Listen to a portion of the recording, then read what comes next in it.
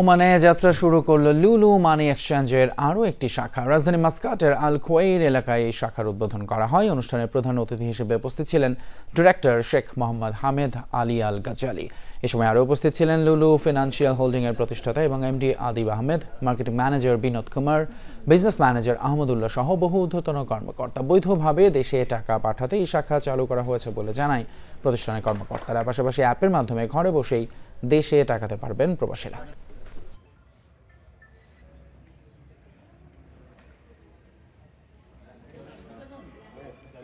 আপনাদেরকে সেবা দেওয়ার লক্ষ্যেই আপনাদের দ্বার প্রান্তে আল খয়েরের জাকের মলে আমাদের এই নতুন ব্রাঞ্চ। আপনারা নিশ্চয় অবগত আছেন, আমরা 10টি দেশে প্রায় 380 বেশি শাখা নিয়ে আমাদের সার্ভিস পরিচালনা করছি। এছাড়া আমাদের ওমানেও 46টির বেশি শাখা রয়েছে।